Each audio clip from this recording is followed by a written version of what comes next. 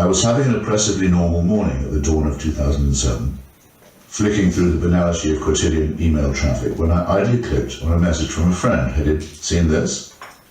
The attached item turned out to be a very well-written story by Teresa Watanabe of the Los Angeles Times. It described the death in Mosul, Iraq, of a young soldier from Irvine, California, named Mark Jennings Daily, and the unusual degree of emotion that his community was undergoing as a consequence.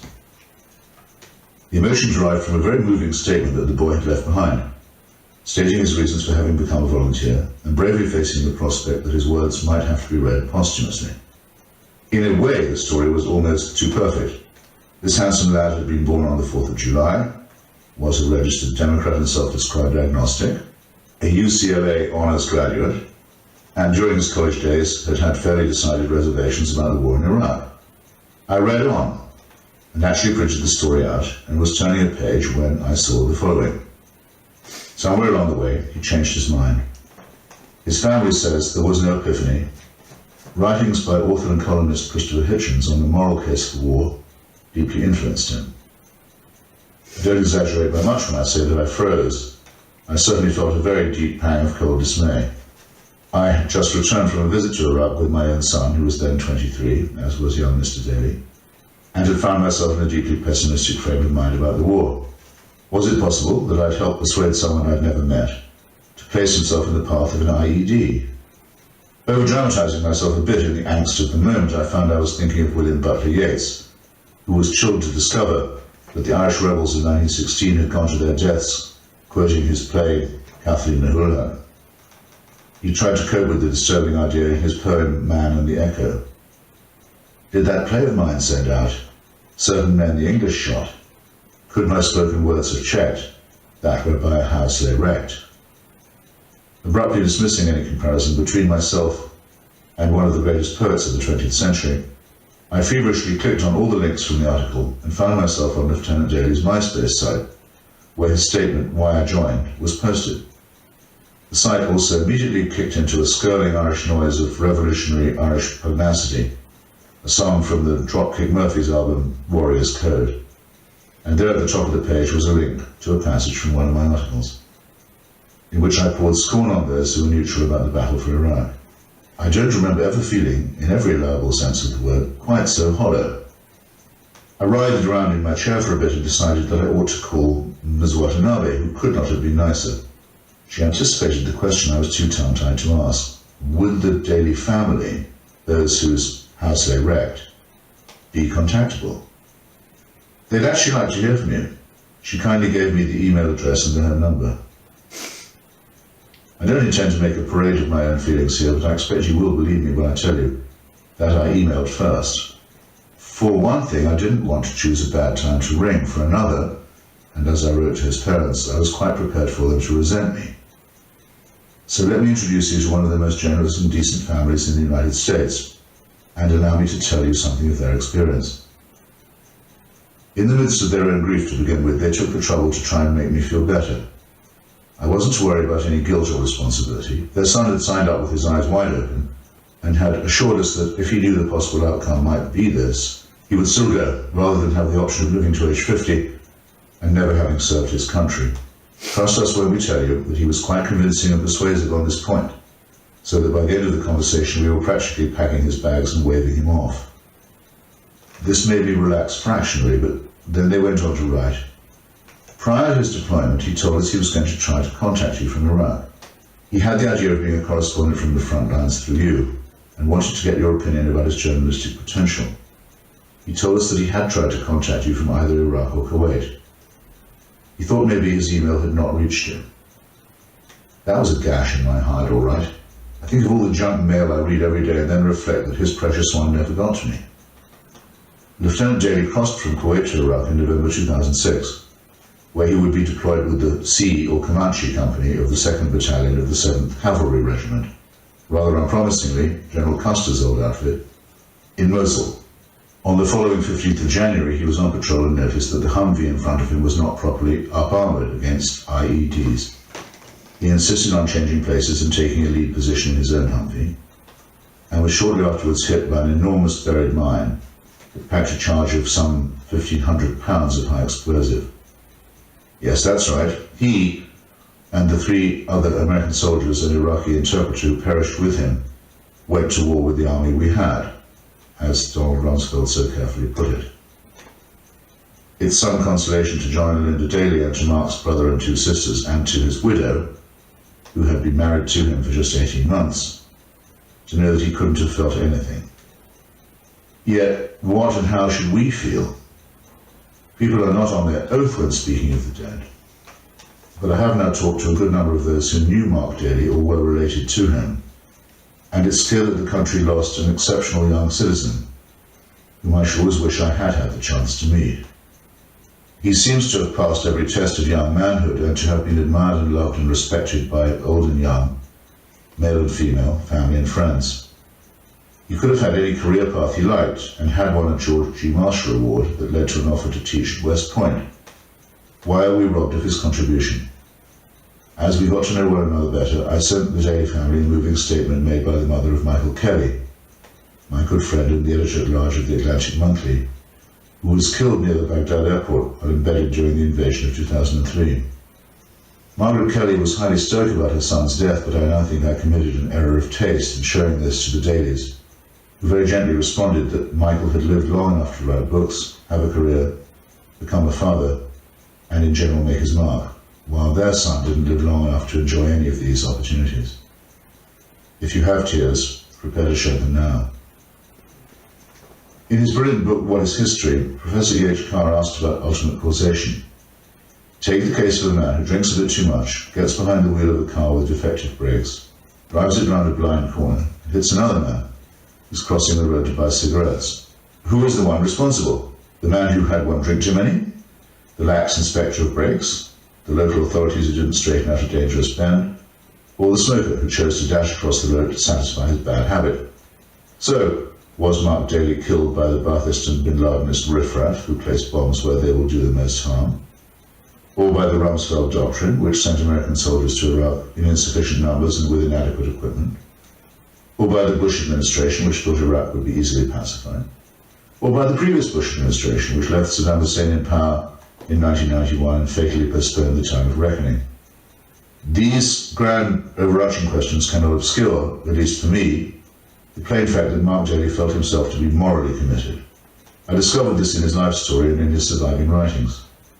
Again, not to romanticize him overmuch, but this is the boy who would not let others be bullied in school, who stuck up for his younger siblings, who was briefly a vegetarian and Green Party member because he couldn't stand cruelty to animals or to the environment, a student who loudly defended Native American rights and who challenged a MySpace neo-Nazi in an online debate in which the swastika-displaying antagonist finally admitted that he needed to rethink things. If I give the impression of a slight nerd here, I do an injustice. Everything that Mark wrote was imbued with a great spirit of humour and tough-mindedness. Here's an excerpt from his Why I Joined statement. Anyone who knew me before I joined knows that I'm quite aware and at times sympathetic to the arguments against the war in Iraq. If you think the only way a person could bring themselves to volunteer for this war is through sheer desperation or blind obedience, then consider me the exception, though there are countless like me. Consider that there are 19-year-old soldiers from the Midwest who have never touched a college campus or a protest, who've done more to uphold the universal legitimacy of representative government and individual rights by placing themselves between Iraqi voting lines and homicidal religious fanatics. And here's something from one of his last letters home. I was having a conversation with a Kurdish man in the city of Dahuk, by myself and completely safe, discussing whether or not the insurgents could be viewed as freedom fighters or misguided anti-capitalists. Shaking his head as I attempted to articulate what can only be described as pathetic apologetics, he cut me off and said, "The difference between insurgents and American soldiers is that they get paid to take life, to murder, and you get paid to save lives." He looked at me in such a way that made me feel like he was looking through me, into all the moral insecurity that living in a free nation will instill in you. He oversimplified the issue, or at least that is what college professors would accuse him of doing. In his other emails and letters home, which the Daly family very kindly showed me, he asked for extra care packages to share with local Iraqis and said, "I'm not sure if Irvine has a sister city, but I'm going to personally contact the mayor and ask him to extend his hand to Dohuk, which has been more than hospitable to this native son. I was wrenched yet again to discover that he had got this touching idea from an old article of mine, which had made a proposal for city twinning that went nowhere. In the last analysis, it was quite clear. Mark had made up his mind that the United States was a force for good in the world, and that it had a duty to the freedom of others. A video clip of which he was very proud has him being crowned by a circle of smiling Iraqi officers. I have a photograph of him standing bareheaded and contentedly smoking a cigar on a rooftop in Mosul. He doesn't look like an occupier at all. He looks like a staunch friend and defender. On the photograph is written, "We carry a new world in our hearts." In his last handwritten letter home, posted on the last day of 2006, Mark modestly told his father that he'd been chosen to lead a combat battalion after a grenade attack had killed one of its soldiers and left its leader too shaken to carry on. He had apparently sounded steady enough on the radio on earlier missions for him to be given a leadership position after only a short time in country. As he put it, "I am now happily doing what I was trained to do, and am fulfilling an obligation that has swelled inside me for years. I am deep in my element, and I am euphoric." He had no doubts at all about the value of his mission, and was the sort of natural soldier who makes the difference in any war. At the first chance I got, I invited his family for lunch in California. We ended up spending the entire day together. As soon as they arrived, I knew I had been wrong to be so nervous. They looked too good to be true, like a poster for the American way. John Daly is an aerospace project manager, and his wife Linda is an audiologist. Their older daughter Christine, eagerly awaiting her wedding, is a high school biology teacher, and the younger sister Nicole is in high school. Their son Eric is a bright junior at Berkeley with a very winning and ironic grin. And there was Mark's widow, an agonizingly beautiful girl named Snezhina Janet Christopher, the daughter of political refugees from Bulgaria. Her first name can mean snowflake, and this was his name for her in the letters of fierce tenderness that he sent her from Iraq. These, with your permission, I will not share, except this. One thing I have learned about myself since I've been out here is that everything I profess to you about what I want for the world and what I'm willing to do to achieve it was true. My desire to save the world is really just an extension of trying to make a world fit for you. If that is all she has left, I hope you will agree that it isn't nothing. I had already guessed that this was no gung-ho Orange County Republican clan. It was pretty clear that they could have done without the war and would have been happier if their son had not gone anywhere near Iraq. Mr. Daly told me that as a young man he'd wondered about going to Canada if the Vietnam draft ever caught up with him. But they had been amazed by the warmth of their neighbours' response and by the solidarity of his former brothers in arms. 1,600 people had turned out for Mark's memorial service in Irvine. A sergeant's wife had written a letter to Linda and posted it on Janet's MySpace site on Mother's Day to tell her that her husband had been in this vehicle with which Mark had insisted on changing places. She had 7 children who would have lost their father if it had gone the other way, and she felt both awfully guilty and humbly grateful that her husband had been spared by Mark's heroism. Imagine yourself in that position if you can, and you will perhaps get a hint of the world in which the Dalys now live, a world that alternates very sharply and steeply between grief and pride. On a drive to Fort Knox, Kentucky, and again shortly before shipping out from Fort Bliss, Texas, Mark had told his father that he had 3 wishes in the event of his death. He wanted bagpipes played at the service and an Irish wake to follow it, and he wanted to be cremated, with the ashes strewn on the beach at Nasco in Oregon, the setting for his happiest memories of boyhood vacations. The first 2 of these conditions had already been fulfilled. The Dalys rather overwhelmed me by asking if I would join them for the 3rd one. So it was that in August I found myself on the dunes by an especially lovely and remote stretch of the Oregon coastline. The extended family was there, including both sets of grandparents, plus some college friends of Mark's and his best comrade from the army, an impressive South Dakotan named Matt Gross. As the sun began to sink on a day that had been devoted to reminiscence and moderate drinking, we took up the tattered stars and stripes that had flown outside the family home since Mark's deployment, and walked to his favourite spot to plant it.